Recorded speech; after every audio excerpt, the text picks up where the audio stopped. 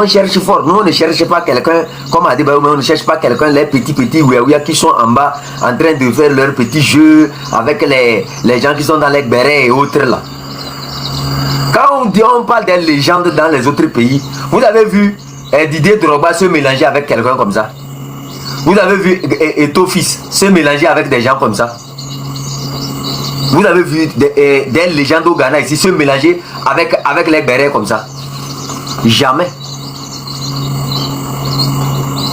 Moi, le conseil que j'avais donné à Adebayo avant, qu'il écoute très bien. Dans d'autres pays, là, quand on voit des légendes, c'est que c'est des gens qui ne se font pas entourer des enfants qui prennent les herbes. Les enfants qui sont dans les nightclubs. C'est des gens, quand tu vois même leur cadre, c'est-à-dire leur service de communication, là, ils ne communiquent pas n'importe comment. Vous me comprenez? Ils ne s'entourent pas d'un cercle qui est un peu bizarre, avec des enfants impolis, des enfants bizarres, bidons. Juste parce que quand tu t'entoures avec des enfants qui fument les herbes chaque fois, c'est comme ça que ça va te donner. Toi là où tu es, toi là où tu es, tu devrais développer ce pays-là. Tu devrais être du combat que la jeunesse là est en train de mener. Quel avenir? Tu n'as pas eu ton argent au Togo. C'est la même chose que ce que nous sommes en train de dire. Tout ton argent, c'est de l'essureur. Sinon, combien de milliards tu as gagné quand tu es resté dans le football togolais? Quand tu es rentré dans le football togolais, là, combien de milliards tu as gagné dedans? Si ce n'est pas les clubs de l'étranger qui t'ont aidé à gagner l'argent là, quel club togolais t'a aidé à gagner l'argent? Dans l'équipe nationale, même toi-même, tu l'as dit, tu as distribué l'argent aux gens. Tu ne prenais même pas. Pourquoi? Parce que tu sais que ce qu'on donne même aux joueurs locaux là, ça ne vaut pas la peine. Quand tu voyages, tu vas dans les pays là, tu te sens plus à l'aise. Tu ne vois pas comment les autres pays sont. Regarde chez toi. Regarde la condition dans laquelle le football est. Que toi, tu t'es dit que tu es une légende. Tu arrives pour visiter les joueurs togolais. Un ministre des Sports te dit que non, tu n'as pas le droit de les visiter. Et tu trouves ça normal? Tu trouves ça normal?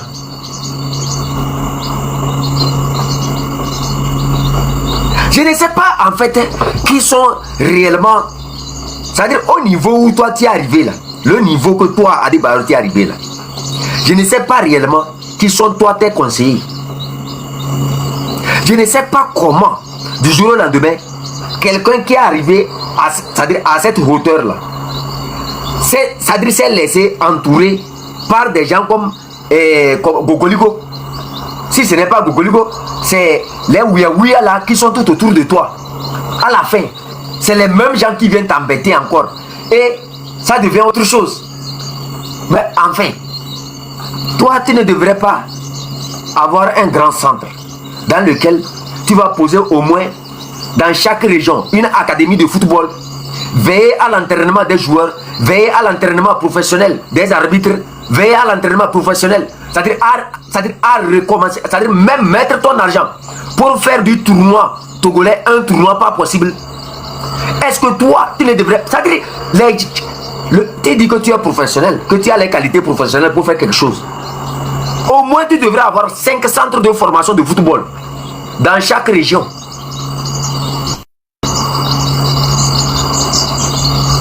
Combien d'écoles de formation de football tu as au Togo?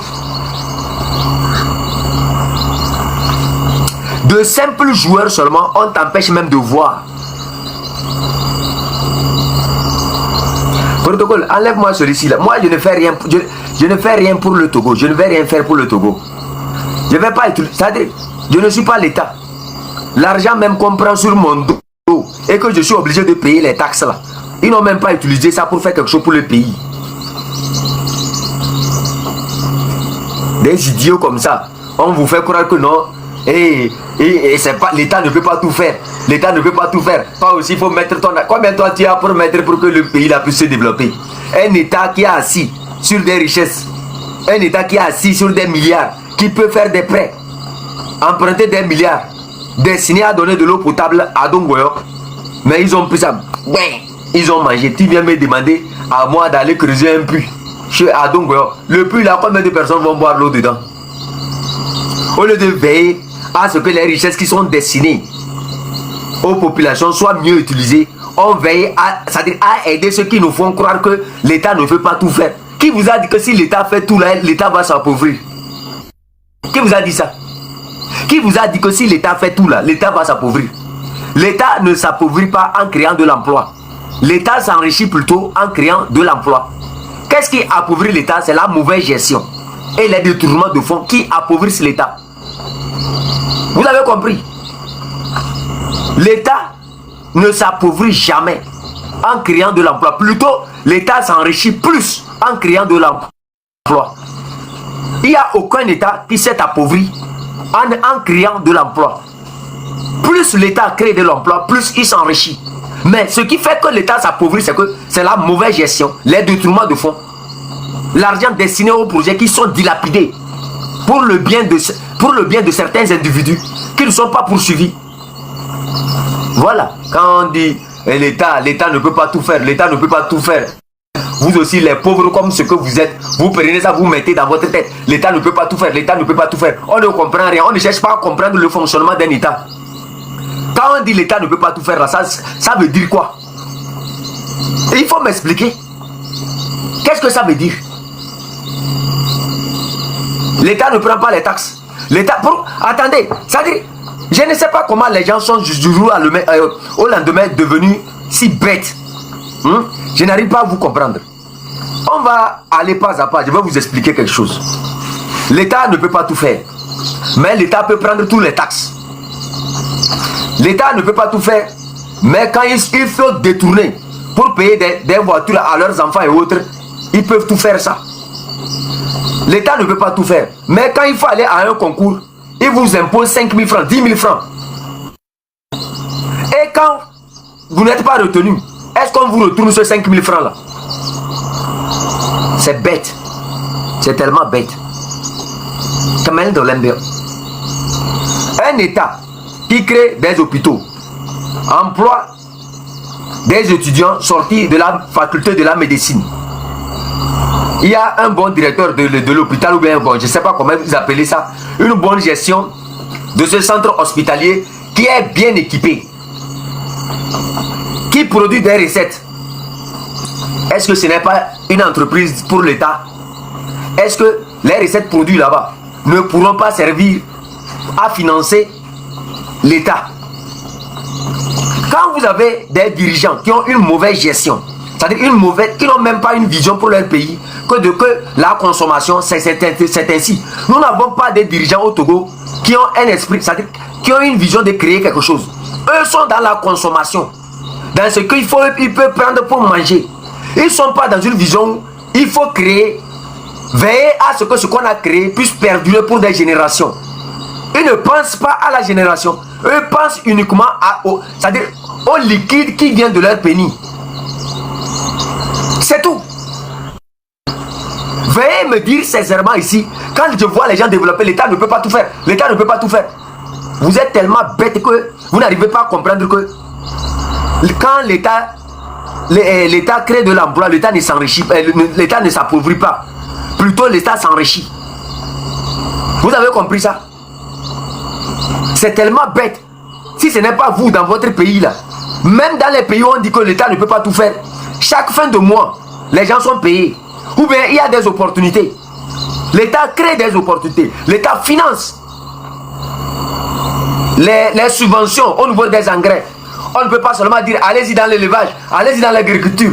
Mais on crée des structures capables de payer vos produits, de commercialiser vos produits à des prix équivalents aux dépenses de la production. Mais c'est chez vous conduit les gens à produire le soja. À la fin, quel a été le résultat? On dit non. Allez-y dans l'agriculture. Il n'y a aucun accompagnement, aucune subvention. Il n'y a même pas, l'État ne peut même pas créer au niveau du ministère, comment on appelle ça, au niveau du ministère, des structures capables de commercialiser les produits de ces paysans-là. Qu'est-ce qu'ils font? Ils créent des structures privées pour mieux appauvrir le paysan, sans prendre en compte le coût de la production. On préfère plutôt venir proposer aux paysans. C'est à tel prix là on paie ça. C'est à tel prix là on paie ça. Pour aller vendre ça c'est-à-dire aux 10 fois le prix qu'ils ont payé ça chez le paysan. Et à la fin, ils vont dire, la jeunesse, il n'y a pas de l'emploi, il n'y a pas de l'emploi. Il faut juste aller faire le champ. Que la jeunesse doit retourner à la terre. Des imbéciles. Si la jeunesse devait retourner à la terre, je crois que c'est vous plutôt qui devrez prendre ce conseil-là et vous mettre à la terre. Abandonner l'État pour aller à la terre. Parce que vous avez trop profité en 61 ans de cet État-là. S'il y a quelqu'un qui doit retourner à la terre, c'est vous. Vous avez trop bénéficié. Vos enfants ont trop bénéficié. S'il y a des gens qui doivent retourner au niveau du travail de la terre, c'est vous. S'il y a des gens qui doivent quitter les mairies pour aller au niveau du travail de la terre, c'est vous. S'il y a des gens qui doivent quitter le poste de préfet pour retourner à la terre, c'est vous.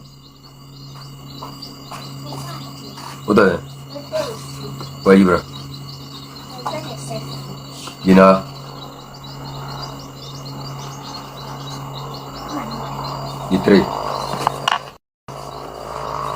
S'il y a des gens qui doivent quitter, c'est-à-dire leur bureau pour la terre, c'est vous. Ces bureaux-là, c'est pour la jeunesse, ce n'est pas pour vous. Des gens qui se disent que non, on travaille pour la comment on appelle ça, pour la postérité. Ils sont restés là-bas durant 60 ans, 61 ans. Ils sont toujours dans les mêmes bureaux. Quelle postérité vous construisez? Quelle postérité? Des individus comme ça, ils sont là-bas. Hasma tchatchiba. Go, hey. Go. Ils sont là-bas, c'est ya. Que non, que on travaille pour la postérité. C'est ce que je reproche ici à Adebayor ça. Quand je vois, depuis, j'avais fait cette analyse-là depuis, ça ne date pas d'aujourd'hui. Tu vois tout ce qui t'arrive là. C'est ton entourage que tu as mal calculé. Tu comprends? C'est-à-dire quand on arrive, même nous qui sommes ici là, on ne se laisse pas entourer de n'importe qui. Moi, il y a plusieurs personnes aujourd'hui qui tentent même de rentrer en contact avec moi. J'ai tout fermé. Le petit cercle que j'ai. Et je sais que c'est avec ce cercle-là que je peux avancer. Je reste dans ce cercle-là. Je n'ai plus besoin d'amitié. Je n'ai plus besoin de gens qui vont m'appeler, tout ça là. Mon petit cercle me suffit. L'essentiel, c'est de bien se retrouver, une tête bien faite pour mieux penser. Que de s'entourer de tout et de rien. Et à la fin, ça ne donne rien. Vous les Togolais là, je vais vous dire, vous qui êtes au Ghana, n'ayez pas peur. Rien ne va se passer.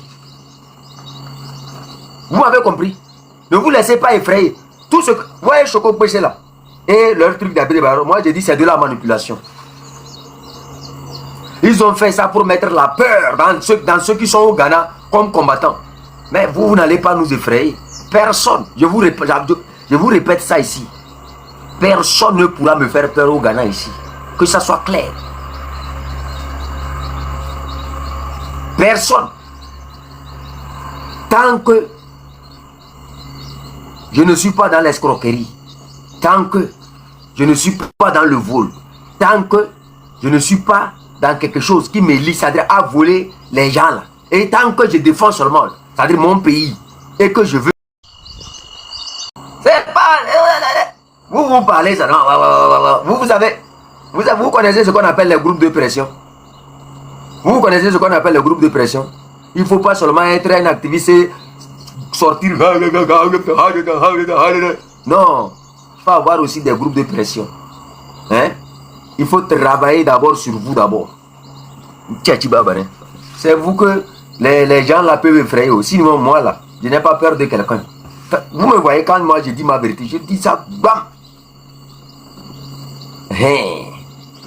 C'est ça, chef Canton. J'ai vu d'autres encore qui disent que toi, chef Canton, toi, Zagabambo et les autres, vous ne pouvez plus rentrer au Togo parce que vous avez appelé des Togolais à se lever contre Fort Nyasingbe.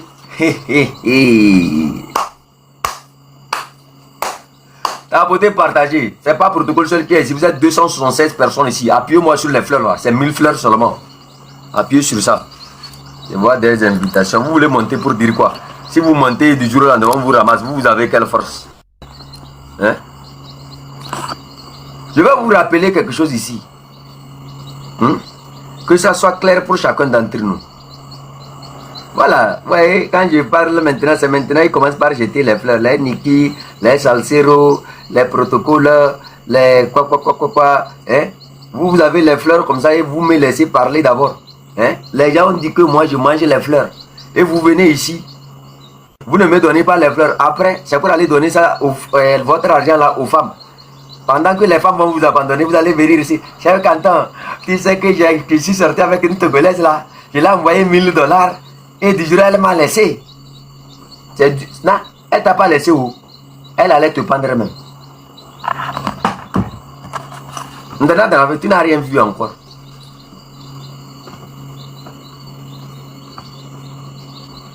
Et que vous demandez les cadeaux. Non, je ne demande pas les cadeaux. Je mange ta tête, imbécile. Non, c'est temps pour nous. Je ne demande pas les cadeaux. Vous dites que je ne travaille pas. Je vais manger quoi? Eh bien, c'est pas vous qui avez dit que je ne travaille pas. Que nous, on est sur les lèvres pour demander les cadeaux.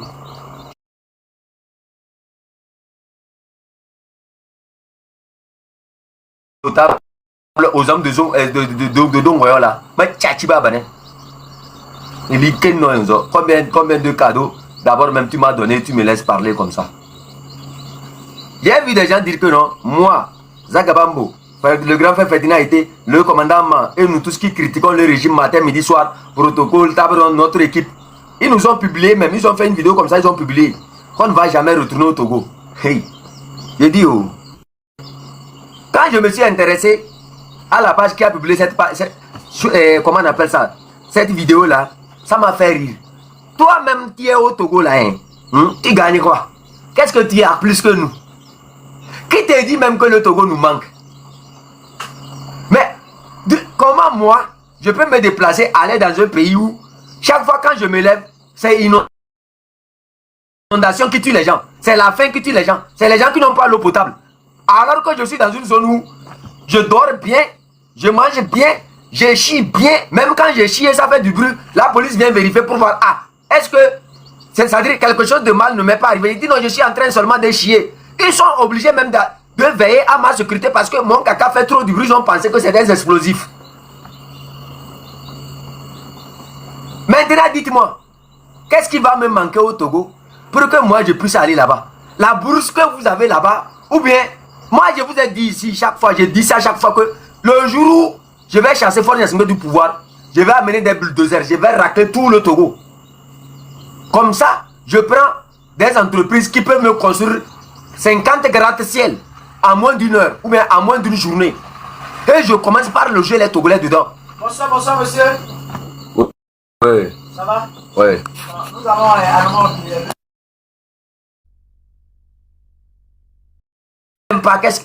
quand ils disent comme ça, tu vas regarder. Quand ils m'ont dit ça, je suis allé sur GPS pour voir le Togo. J'ai cru que c'est devenu Miami. C'est devenu les îles Bahamas. C'est devenu, comment on appelle, Venise. Je regarde, c'est les herbes seulement, les inondations, les zones qui n'ont pas de l'eau potable. Je regarde. J'ai dit, oh. Bon. Donc ça là, c'est à cause de ça là que moi je vais aller au Togo. Je cherche quoi? Dans un pays où tu n'as même pas mangé. Hein? Qu'est-ce que tu... Ça veut dire, toute la jeunesse c'est sur les motos, tu les vois. Moi je viens pour vous aider, pour que vous en soyez. C'est-à-dire que cette situation puisse finir là. Et les gens se disent que moi je vais... Qu'est-ce que je vais venir faire? Vous-même si je viens là-bas et je dis je vais rester pour travailler, est-ce que ce n'est pas mieux de vous laisser le travail là pour que vous puissiez survivre avec et d'aller me chercher ailleurs? Je vous ai dit ici que ce qui est moi dans mon cœur ici, c'est de libérer le pays là pour que les Togolais puissent mieux le gérer d'eux-mêmes. Qu'est-ce qui vous étonne? Les gens pensent que non, ce que nous sommes en train de faire, c'est que nous cherchons les postes politiques, les bureaux. Je m'en fous de ce que vous avez appelé bureau.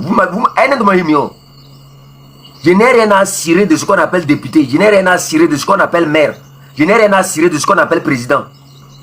Je ne vais pas libérer le pays là pour le remettre dans une incompétence, mais plutôt dans une compétence qui peut mieux gérer ce pays là. Vous me comprenez? C'est-à-dire, je le fais sans intérêt. Mon seul intérêt, c'est de voir la jeunesse trouver de l'eau potable, trouver de l'emploi. Une jeunesse qui peut s'exprimer. Quand elle va voir quelqu'un qui fait quelque chose qui n'est pas bon là, bah, elle parle. Quand ils vont voir un voleur comme Faure Gnassingbé, ils vont parler. Quand ils vont voir un voleur, un pilleur comme Pascal Bodjola qui a pillé jusqu'à son ventre s'est enflé comme la marmite que les cabiers prennent pour faire la boisson là, ils vont parler. Que les gens soient libres. Une justice sociale pour tout le monde.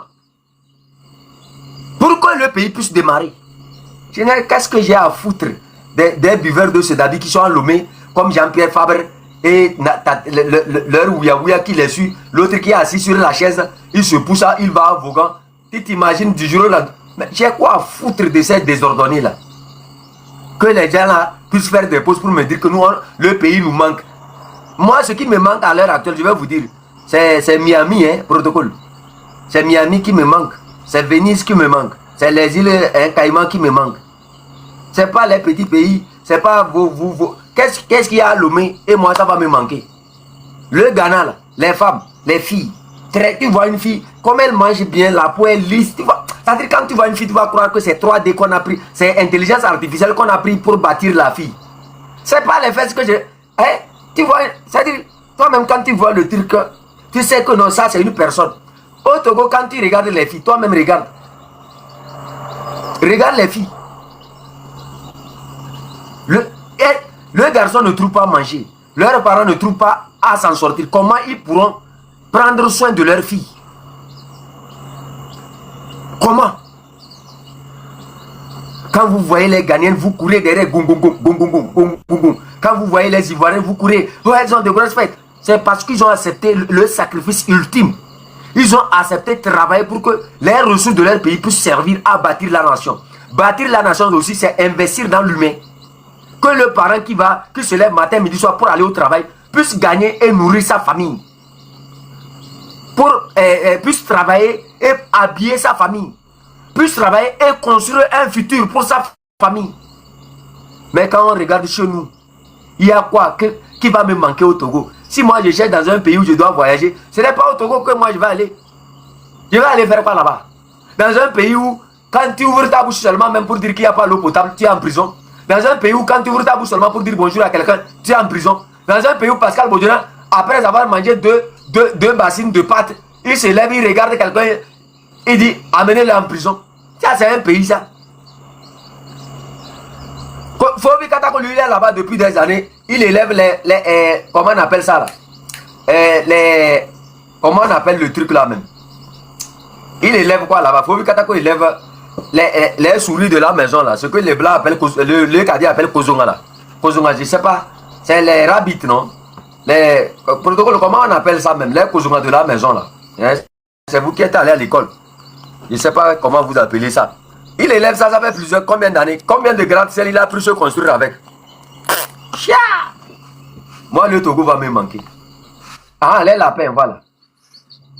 Les gens font un travail, ils deviennent esclaves de ce travail. Jean-Pierre Fabre, lui, il s'est opposé tellement que, à la fin, lui-même, là, il est frélaté. Dans ce pays-là, ça veut dire si vous ne vous joignez pas à nous, je vous dis, c'est la dernière chance que vous avez. C'est la dernière chance.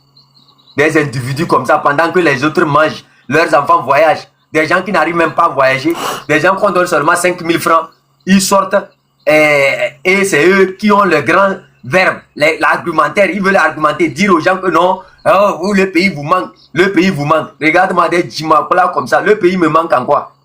En quoi il y a quelque chose au Togo qui peut me manquer? Qu'est-ce qu'il y a au Togo que je ne peux pas créer au Ghana? La terre togolaise là, elle est, c'est-à-dire, je ne sais pas où. C'est-à-dire, il y a quoi là-bas? Il y a quoi exactement là-bas que je ne peux pas trouver au Ghana? Femme, je vais trouver au Ghana. Maison, je vais trouver au Ghana. Ce n'est pas les embankos de Kara là qui vont me manquer où?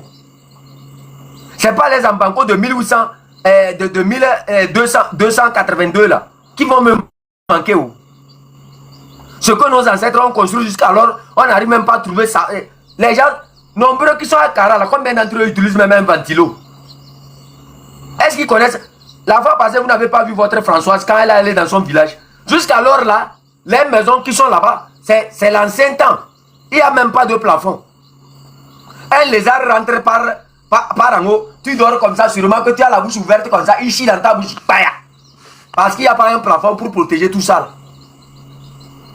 Moi, je vais avoir tout ça là et je vais quitter les îles que je retourne au Togo. Moi, non seulement je n'ai pas. Hein? Moi, Tchachiba, et l'Ikera n'a pas un zo.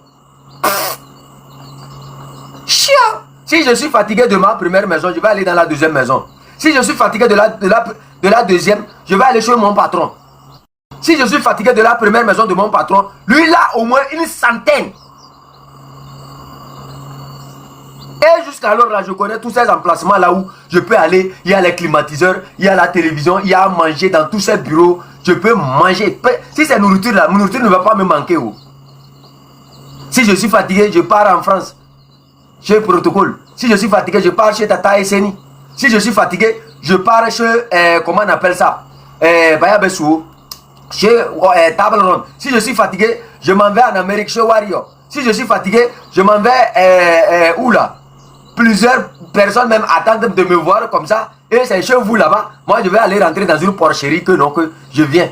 Vous pensez que je lutte pour faire quoi? Je lutte pour venir développer le pays. Pour venir changer. Parce que le pays là, Zakabambo est où? Zakabambo lui voyage un peu partout. Hein? Aujourd'hui, j'ai tellement de relations qu'à un instant, je ne sais même pas chez qui je vais commencer par aller. Ce n'est même pas mon argent, même je vais utiliser même pour payer voiture ou bien pour payer avion pour aller chez quelqu'un. C'est les gens même de bon cœur comme ça qui vont dire, oh, si c'est Jean Canton, lui là, c'est un sauvage, il n'est jamais rentré dans l'avion. Allez, je paye. One Love est en Angleterre encore. L'Angleterre où il y a les belles filles comme ça. Oh, chia! Les belles maisons, les châteaux. Hein? Si c'est femme, je cherche pour marier. Je vais aller en Angleterre pour marier, comment on appelle ça, dans la famille royale. Je vais retourner au Togo à cause de femmes. Ou bien à cause de quoi je vais retourner au Togo? Centre de santé, il n'y en a pas. Tu tombes malade, par lui seulement, tu arrives à l'hôpital, le docteur te regarde comme ça. Toi, tu es au Ghana et tu es venu au Togo. Par lui, t'as arrêté. Ah, ça va, tu es mort. C'est vous qui mangez.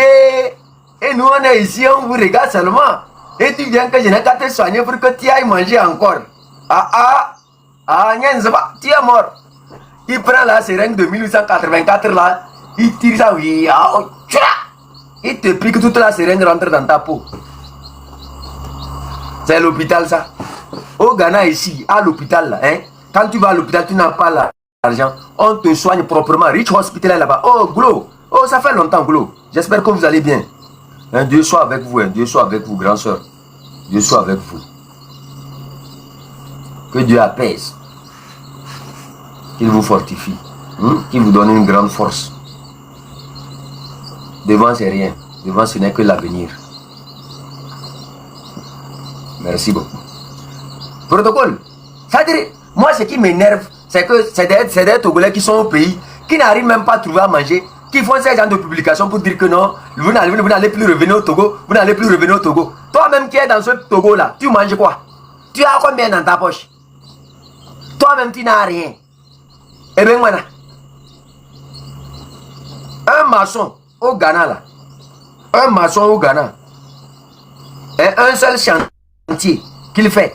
L'argent qui sort de ce chantier-là, ce n'est pas ce que toi, les 100 francs qu'on vous donne là. L'hôpital Dr Lafia, ça c'est un hôpital ça. Viens voir, à Flao, il faut aller à l'hôpital d'Aflao. L'hôpital d'Aflao est plus équipé même que le Dr Lafia que vous avez là-bas. Combien de Togolais vont dans Dr Lafia là-bas? Moi, oh je vais bien.